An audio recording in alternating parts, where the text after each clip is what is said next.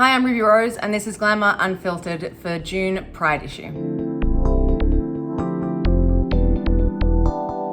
What makes me feel proud? I think just getting up every single day and trying to see the positive in what we're gonna produce as far as a collective consciousness in the world, and seeing that we've all lived through something quite traumatic for the last year and a half. And so I'm proud every day that people make a decision to get up and try to do their best, because it's been very, very challenging.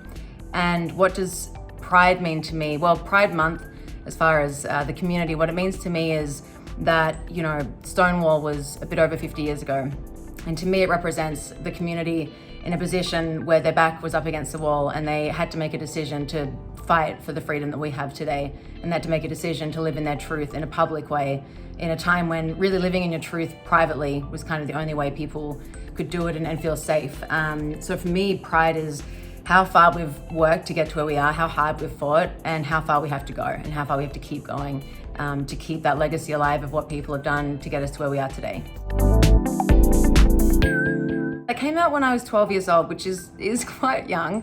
In a way, I only knew that to be my truth. I didn't know any other way. I didn't know how to live without being sort of open and honest about it. But I think I was also very young. And maybe if I was a little bit older and I realized how much people were more homophobic or had different views about how people should live, and a lack of education in that area, I might not have come out so young. But it was kind of good because people thought it was a phase.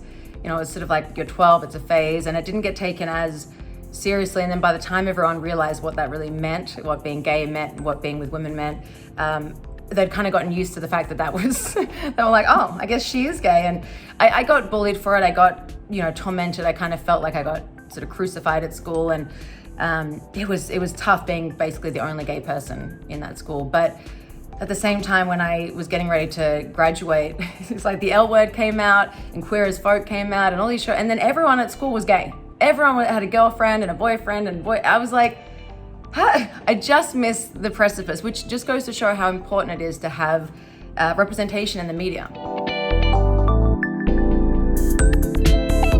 Orange is the New Black was one of the most extraordinary experiences that I've ever had in my life. The cast, the crew, obviously it being my breakout role in the United States as well, and coming off the back of not really having any success in the States and thinking I'm probably gonna have to go home, you know, my visa would expire, into this world of Jen Houston and, you know, Genji and these fantastic stories, these fantastic women.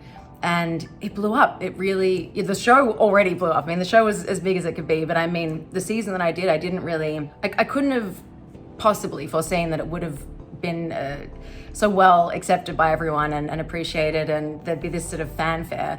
But I was very appreciative, and I still am, and I think it was one of the greatest shows that has been made. So I feel very honored to have been on it.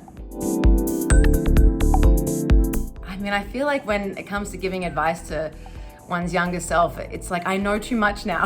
I know way too much. I think that my inner child, my young self, did a really good job, you know, with what she was given and the lack of what she had. And I always people often talk to their inner child to feel closer to themselves, and they give them advice and vice versa. But for me, I usually go to my inner child to get advice. You only have one life, and it's a magnificent gift that's been given to you. And if you're living it for anybody else, or trying to minimize yourself or make yourself small for other people so that they're not uncomfortable, to make their life easier so that you're not in the way, you're not living your life to its potential, to what you can be. And if you don't live your life to your truth, and if you don't give everything you have into this small time that we have on this earth, that will be your biggest regret. You deserve the love. You deserve people to love you for who you are. You deserve to love other people and be loved. So I just, you know, just keep fighting, keep doing it, keep believing in yourself, and keep listening to that soul and what it wants, and give it to yourself, because you deserve it. I don't really like the stereotypes thing, because I think that the point is everyone is unique and everyone is different. So I don't know if there's a certain group of people that tend to dress a similar way or like a similar style to music. I don't know, but I think that if that's what makes you happy, that's what makes you happy. I think stereotypes in any situation are usually pretty harmful. So I would avoid them if especially if you're not part of the community. I would avoid making sort of assumptions about different groups within the community, but it's not something that I really spend a lot of time on. growing up, when I got into modeling, I felt like there was a lot of pressure to look a certain way and to kind of fit into the industry and look like everybody else. And because I didn't take that route and didn't go that way, I just kept going more edgy and kind of trying to carve out a place for myself, even though I was told there wasn't one there. And so I had my short hair, my tattoos, the way that I dressed, the music that I listened to.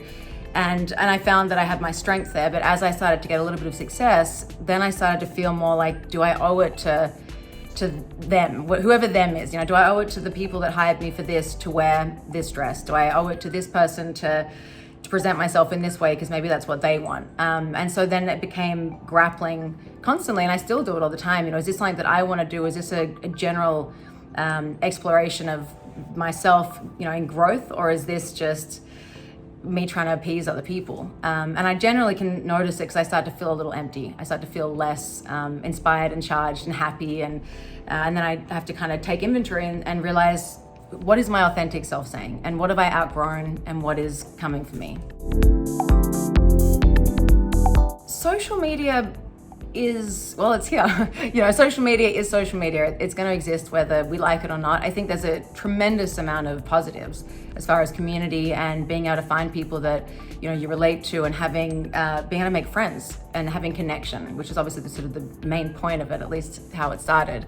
And then as far as the negative points of social media, I think we don't know the long-term effects of social media, so I don't know what it's going to do to our brains and what it's going to do to our attention spans, and even our self-worth. Now I've got a lisp.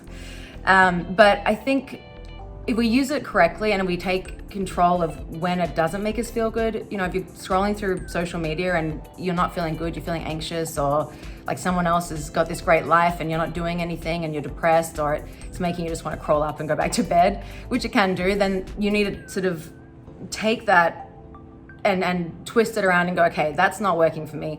What's going to make me happy today? Do I need to create something? Do I need to draw? Do I need to go for a walk, be in nature? But do I need to take a rest from social media? And I think when we take those rests, it's actually a fantastic platform. If we get used by it instead of using it, then it becomes disadvantage to us. When I was reading about the character and Victoria and her daughter, I was really impressed and moved, and I felt this immediate thought of my mum, because she was a single mum when she had me. She had me at 20, and we were just vagabonds around Australia, living in sort of this bohemian lifestyle on couches and in caravans and trailers in different places. This woman, Victoria, would do anything it takes to rescue and save and protect her daughter. And I know that when my mum had me, it was exactly that. She would have done anything to protect me, up until even now. In fact, even now, my mother would do anything to protect me. So I really loved that aspect of the story, and I thought it gave Victoria a lot of purpose and meaning, and it meant that every situation was really high stakes and high risk, and it was an emotional film, and I did feel very proud kind of representing my mum in that.